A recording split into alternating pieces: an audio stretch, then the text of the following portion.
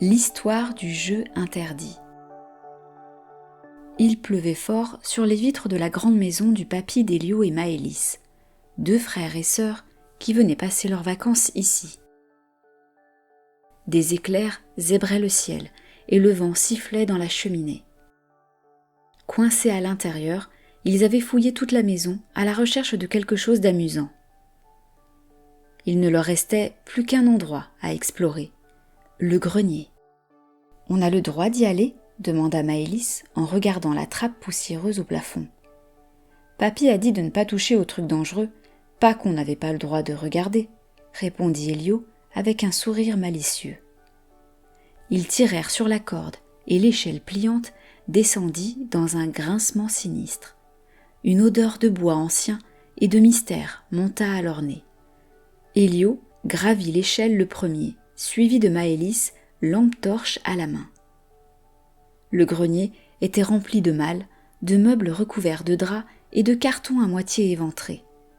Il y avait des piles de livres, des photos en noir et blanc, une épée rouillée, un globe terrestre éclaté et, au fond, une boîte carrée, posée sur un tabouret enveloppé dans un tissu violet. « Regarde ça, Élio, on dirait un jeu. » Ils ôtèrent délicatement le tissu. La boîte était en bois sombre, finement gravée de symboles étranges, des étoiles, des flèches, des créatures bizarres. Sur le couvercle, en lettres dorées légèrement effacées, on pouvait lire « L'Odyssée des 5 royaumes ». « Tu connais ce jeu ?» chuchota Maëlys. « Jamais vu. Il a l'air trop cool. On l'ouvre ?» Ils n'avaient même pas besoin de répondre. Comme attirés par une force invisible, leurs doigts soulevèrent le couvercle. À l'intérieur, le jeu semblait intact malgré son âge. Un grand plateau divisé en 5 territoires colorés, des pions sculptés en forme de dragons, de montgolfières, de châteaux et de créatures fantastiques. Il y avait aussi une boussole en métal, un sablier rempli de sable noir et un dé à 8 faces, dont chaque face brillait d'une couleur différente. Mais ce qui attira le plus leur attention, ce fut une carte glissée sous le plateau. Elle portait une seule phrase, écrite en lettres tremblantes. « Ne jouez pas, à moins d'être prêt à partir. » « C'est sûrement une blague, » dit Élio, « genre pour rendre le jeu plus mystérieux. »« J'aime bien ce genre de blague, » murmura Maëlys. Ils installèrent le jeu sur le sol du grenier, posèrent les pions et lancèrent le dé. À peine la première face colorée s'arrêta-t-elle sur le chiffre 5 que le sablier se renversa tout seul et que le grenier sembla disparaître autour d'eux. Un souffle chaud les souleva du sol. Les murs devinrent brume, le plancher disparut sous leurs pieds, le plateau s'agrandit, tourna sur lui-même et devint un monde entier autour d'eux. « Élio, où on est ?» cria Maëlys, accroché à son frère. « Je crois qu'on est dans le jeu. » Devant eux, 5 chemins s'ouvraient, chacun menant à un royaume différent. Et tout au loin, un rire étrange résonna dans l'air, suivi d'une voix grave et moqueuse. « Joueur choisi, le défi peut commencer. Entrez dans le royaume numéro 5. » Le sol se stabilisa sous leurs pieds. Élio et Maëlys se tenaient maintenant sur un chemin doré qui s'étirait à perte de vue à travers un désert chatoyant. Le ciel était violet, 2 soleils brillaient en même temps et des dunes aux reflets métalliques s'étendaient jusqu'à l'horizon. Au loin, une immense porte sculptée se dressait, gardée par 2 statues géantes représentant des scorpions noirs. « Tu crois que c'est le premier royaume ?» demanda Maëlys, les yeux écarquillés. « Je pense que oui, et à mon avis, on ne peut pas revenir en arrière. » Comme pour lui donner raison, le chemin derrière eux disparut dans un tourbillon de sable.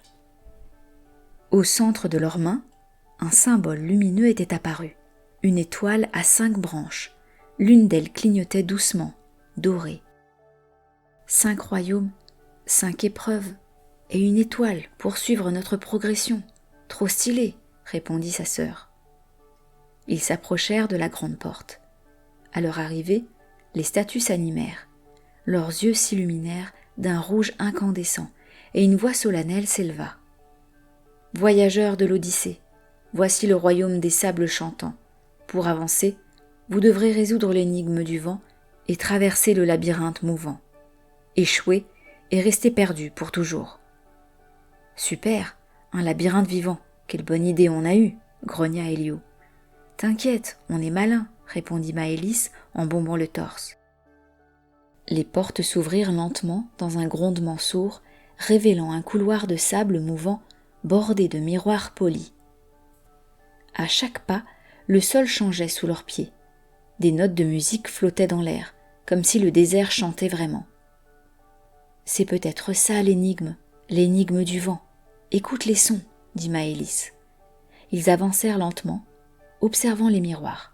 Par moments, leur reflet était normal, mais parfois, ils se voyaient plus âgés ou déguisés en sorciers, ou même transformés en animaux.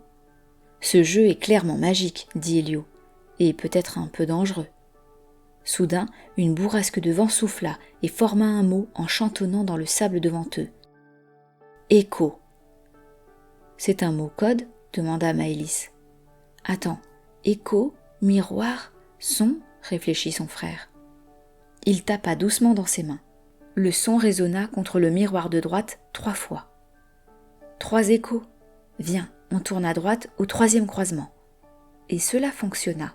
Le chemin changea, les murs de sable tremblèrent et une porte apparut.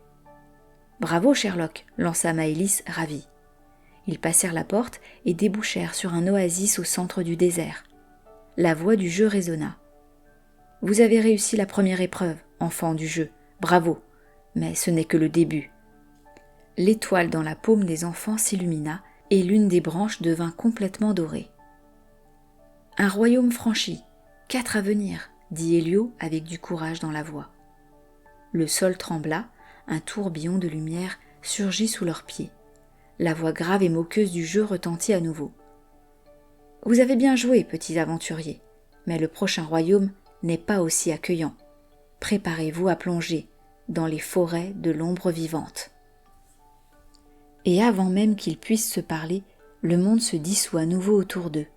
Quand la lumière se dissipa, Elio et Maëlys tombèrent, ou du moins flottèrent doucement jusqu'à un sol recouvert d'un tapis de feuilles noires.